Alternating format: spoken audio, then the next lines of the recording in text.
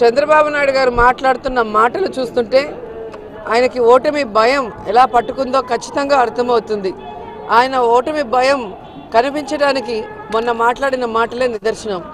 ఈరోజు పాక్ ఉగ్రవాదులు చేసిన దారుణమైన చర్యని భారతీయులంతా కూడా ఈరోజు రక్తం మరిగిపోతుంటే దాన్ని వ్యతిరేకిస్తూ దాన్ని ఖండిస్తూ వాళ్ళకి బుద్ధి చెప్పాలి అని కోరుకుంటుంటే వాళ్ళని సమర్థిస్తూ ఈరోజు చంద్రబాబు నాయుడు మాట్లాడటం సిగ్గుచేటు. ఒక ముఖ్యమంత్రిగా ఉండి మన సైనికుల మీద పాక్ ఉగ్రవాదులు చేసిన దాడిని సమర్థించడమే కాకుండా దానికోసం మోడీ గారు రాజీనామా చేయాలని మాట్లాడటం ఆయన దిగజారుడు రాజకీయాలకి నిదర్శనం అని కూడా తెలియజేసుకుంటున్నా. ఎందుకంటే గతంలో గోదావరి పుష్కరాల్లో కేవలం చంద్రబాబు నాయుడు గారి పబ్లిసిటీ పిచ్చి వల్ల షూటింగ్ వల్ల 30 మంది చనిపోతే మరి చంద్రబాబు నాయుడు గారు ఎందుకు రాజీనామా చేయలేదు, ఎందుకు ఆయన మీద కేసులు పెట్టలేదని మేము అడుగుతున్నాం. మొన్నటికి మొన్న చంద్రబాబు నాయుడు గారి మీటింగ్ కోసం పోలీసులు ఒక రైతుని కొట్టి చంపితే ఎందుకు ఆయన రాజీనామా చేయలేదు, ఆ చర్యను ఖండించలేదని నేను అడుగుతున్నాం. తనకొక నీతి మరొకరికైతే ఇంకో నీతి అన్నట్టుగా ఆయన మాట్లాడటం చాలా దురదృష్టకరమైన సంఘటన. అంతేకాకుండా ఈరోజు వైఎస్ఆర్సీపీ మీద ఏడవటమే పనిగా పెట్టుకున్నాడు. ఈరోజు వైఎస్ఆర్సీపీలోకి ఎమ్మెల్యేలు ఎంపీలు వస్తుంటే ఇది కేసీఆర్ గారు అలాగే మోడీ గారు కలిసి జగన్ గారితో కుట్ర పన్నుతున్నారు అంటున్నారు. నేను సూటిగా అడుగుతున్నాను చంద్రబాబు నాయుడు గారిని, గతంలో మీరు అధికారంలోకి వచ్చిన తర్వాత వైఎస్ఆర్ కాంగ్రెస్ పార్టీ నుంచి 23 మంది ఎమ్మెల్యేలని 3 ఎంపీలని మీరు కొన్నారు కదా. అంటే ఎన్డీఏలో ఉన్న మీరు మరి ఆ రోజు మోడీ గారితో కుట్ర చేసి అలాగే మీ స్నేహితుడు కేసీఆర్ గారితో కుట్ర చేసి మరి మా ఎమ్మెల్యేలని ఎంపీలని తీసుకువెళ్లారని నేను అడుగుతున్నాను. మీరు చేస్తే న్యాయం, మేము చేస్తే అన్యాయం అన్నట్టుగా మీరు మాట్లాడటం చాలా దురదృష్టకరం. ఎందుకంటే ఆ రోజు మీరు డబ్బులు ఇచ్చి మంత్రి పదవులు ఇచ్చి భయపెట్టి వారి బిజినెస్లంతా కూడా కాలరాస్తామని చెప్పి మీరు పార్టీలోకి తీసుకున్నారు. కానీ ఈరోజు ప్రజాదరణ చూసి రాబోయే కాలంలో జగన్మోహన్ రెడ్డి గారు తిరుగులేని నాయకుడిగా ఎదుగుతాడని జాతీయ మీడియాలో వస్తున్న రిజల్ట్స్ చూసి ఆయన నాయకత్వాన్ని బలపరుస్తూ ఈరోజు తెలుగుదేశం పార్టీ నుంచి వైఎస్ఆర్సీపీకి వస్తున్నారే తప్ప ఎవరిని బెదిరించలేదు, ఎవరికి డబ్బులు ఇచ్చిన దాఖలాలు కూడా లేదు.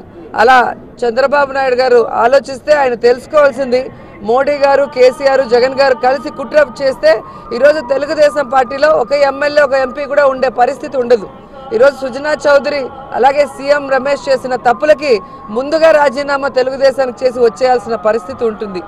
ఈ రోజుకి కూడా చంద్రబాబు నాయుడు వైఎస్ఆర్సీపీ నుంచి తీసుకెళ్లిన ఎమ్మెల్యేలతో ఎంపీలతో రాజీనామా చేసే దమ్ము ధైర్యం లేకుండా అలాగే కొనసాగించుకుంటున్నారు. వైఎస్ఆర్సీపీ ఎమ్మెల్యేలుగా ఎంపీలుగా ఇంకా చలామణి అవుతున్నారంటే ఎంత సిగ్గుచేటో ఒకసారి ఆలోచించాలి.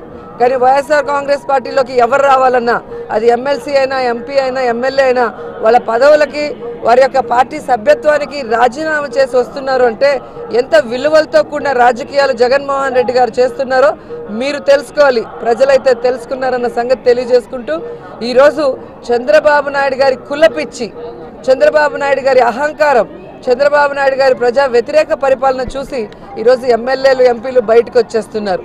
ఈరోజు మీ పార్టీలో ఏ చిన్న పోస్ట్ నుంచి పెద్ద పోస్ట్ కూడా కులపిచ్చితో మీరు ఇస్తున్న విధానం చూసి అన్ని కులాలు కూడా మీకు దూరమై బయటకు వస్తున్నారే తప్ప ఈరోజు ఎవరు వాళ్ళని బెదిరించిన దాఖలాలు లేదని కూడా తెలుసుకుంటూ నిన్నలా మొన్న మీరు చూస్తే చింతమనేని ఎంత అహంకారంగా దళితుల్ని మీకు పదవులు ఎందుకురా పిచ్చినాయల్లారా, పదవులు మేము అనుభవించడానికి ఉన్నాము అని చెప్పి ఎంత దారుణంగా మాట్లాడారో మనం చూస్తున్నాం. అంటే చంద్రబాబు నాయుడు గారి పార్టీలో విప్పు, చంద్రబాబు నాయుడు పెంచి పోషిస్తున్న ఒక రౌడీ ఎమ్మెల్యే గతంలో కూడా వనజాక్షిని కొడితే కనీసం అతన్ని సస్పెండ్ చేయకుండా మరి ఏ విధంగా సెటిల్మెంట్ చేసి వనజాక్షి ఎంఆర్ఓనే బెదిరించారో చంద్రబాబు నాయుడు మనం చూసాం. ఆ రోజే కనుక చంద్రబాబు నాయుడు అతన్ని దండించినా పార్టీ నుంచి సస్పెండ్ చేసినా ఈ విధంగా పోలీసుల్ని కానీ ఫారెస్ట్ ఆఫీసర్ని కానీ ఆఖరికి దళితుల్ని కానీ అవమానించి కొట్టే పరిస్థితి ఉండేది కాదు. కానీ ఈరోజు తన కులస్తుడు అంటే కుల పిచ్చితో ఏ విధంగా అతన్ని సపోర్ట్ చేస్తూ అతను చేసే ఏ కార్యక్రమాన్ని ఖండించకుండా దళితుల్ని అంత అవమానిస్తే కనీసం ఇంతవరకు అతన్ని క్షమాపణ చెప్పించే కార్యక్రమం కూడా చేపట్టలేదు. అంటే గతంలో చంద్రబాబు నాయుడు గారు చెప్పినట్టు ఎవరైనా ఎస్సీల్లో పుట్టాలనుకుంటారా అని చెప్పి ఆయన మాట్లాడిన మాటలు మనస్ఫూర్తిగానే మాట్లాడినట్టు, దళితులంటే వాళ్ళకి అసహ్యం అభిమానం లేదు, కేవలం ఓటర్లుగానే చూస్తున్నారనేది అర్థమైంది.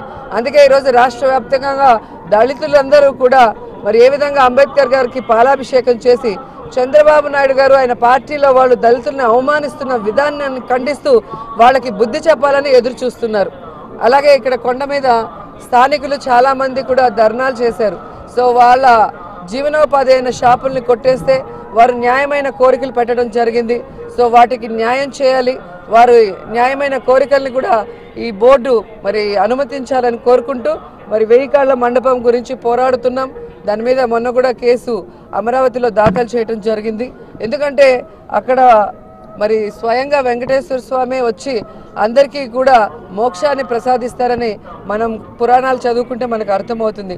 అలాంటి పుణ్యమైన స్థలాన్ని కొట్టేసి చంద్రబాబు నాయుడు గారు ఏదో సినిమా షూటింగ్లు సెట్టింగ్ లాగా ఈ ప్రాంతాన్ని తయారు చేయాలనుకుంటున్నాడు తప్ప ఏ విధంగానూ పురావస్తు శాఖ వారు మరి అది కొడుతుంటే ఆ రోజు ఎందుకు సైలెంట్గా ఉన్నారు నాకైతే అర్థం కాలేదు. కానీ కొన్ని దేవాలయాలకి కొన్ని సాంప్రదాయాలు కొన్ని ఆగమ శాస్త్రాల ప్రకారం చేయాలి.